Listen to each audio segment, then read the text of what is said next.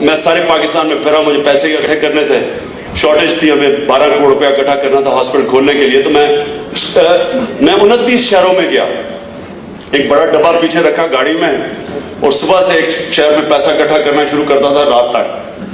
تو مجھے یاد ہے, اور سارا دن, حالانکہ ان دنوں میں فٹ بھی زیادہ تھا, کرکٹ بھی کھیل کے چکا تھا, تو میں شام تک میری کمر درد کرتی, ہاتھ تھک جاتے تھے پیسے اکٹھے کر کر.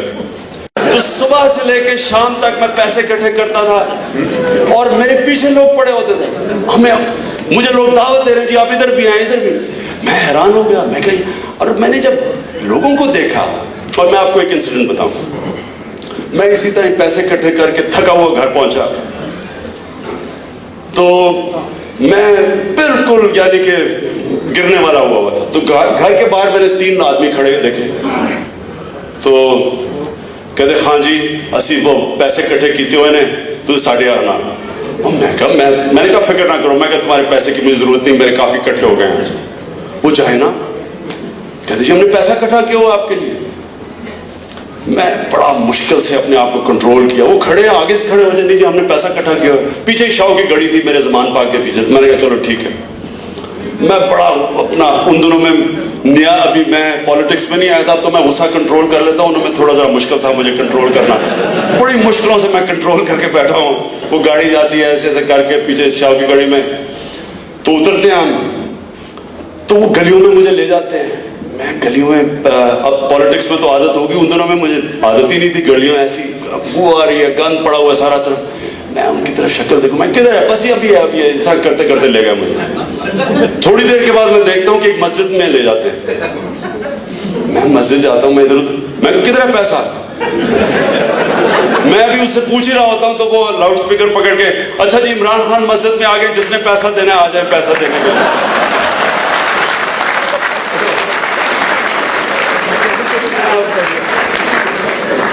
بڑا میرا برا حال, میں اب سوچوں کیا کروں اس سے, بڑا کنٹرول الٹیمیٹ. تو تھوڑی دیر کے بعد, ابھی میں اس سے تھوڑی ذرا تلخی ہو ہی رہی ہوتی ہے, تو میں پیچھے دیکھتا ہوں کہ ساری مسجد بھر جاتی ہے.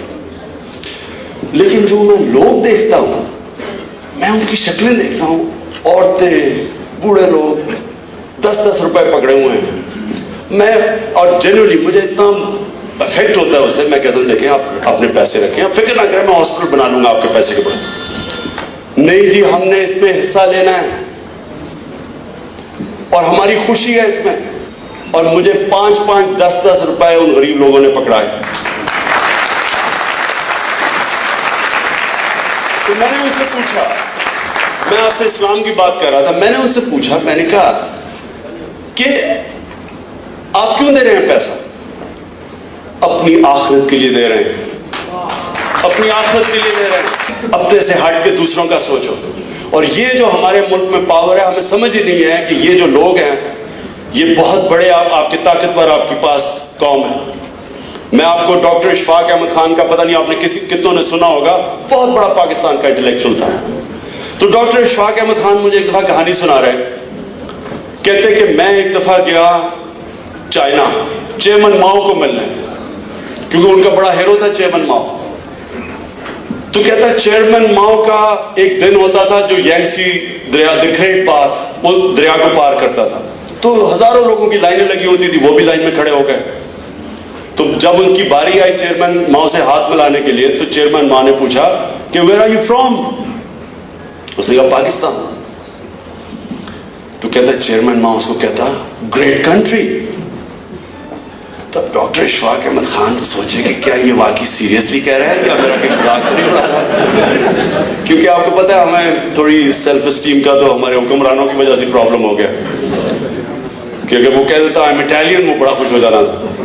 تو کہتا ہے اٹس اے گریٹ کنٹری.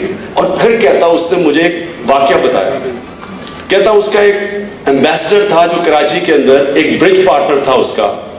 تو ایمبیسڈر, چائنیز ایمبیسڈر اور برج پارٹنر جب برج کھیل رہے تھے, تو ایک دن وہ دیکھے کہ بڑی گرمی میں وہ جائے غسل خانے میں, اپنے اوپر پانی پھینک کے پھر آ جائے.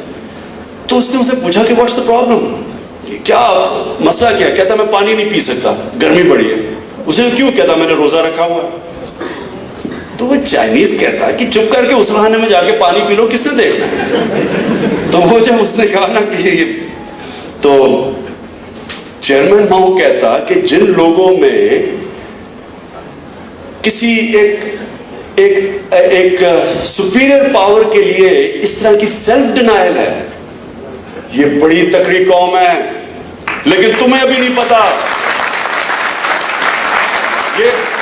اور یہی میں نے اس مسجد میں دیکھا، اس مسجد میں نے دیکھا کہ جن لوگوں میں قربانی کا یہ جذبہ ہے، یہ بڑی تکڑی قوم ہے۔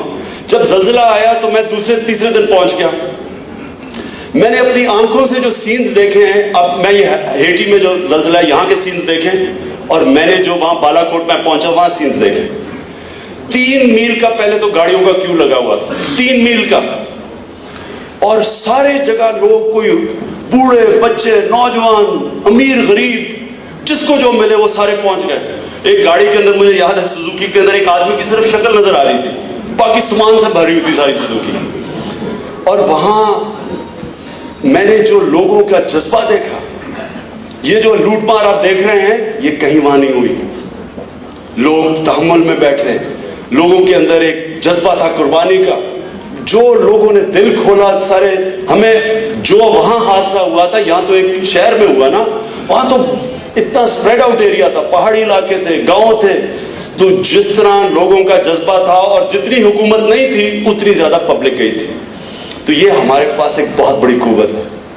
یہ لوگ اگر جس وقت موبلائز ہو گئے، یہ آپ حیران ہوں گے کہ یہ لوگ کیا کیا پرفارم کر سکتے ہیں۔ اور میرا یہ ایمان ہے کہ انشاءاللہ یہ وہ پاکستان بنے گا جو کہ ایک ماڈل سٹیٹ بنے گی، ایک انشاءاللہ وہ سٹیٹ بنے گی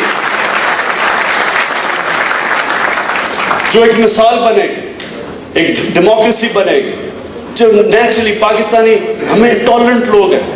یہ کہنا کہ جی ہم اسلام ٹالرنٹ، لوگ ہمارے بڑے سخی ہیں، ہاسپٹیبل ہیں، اور یہی پاکستان انشاءاللہ ایک لیڈرشپ پرووائڈ کرے گا، ایک مثال بنے گا باقی مسلمان دنیا کو، فلاحی اسلامی ریاست بن کے۔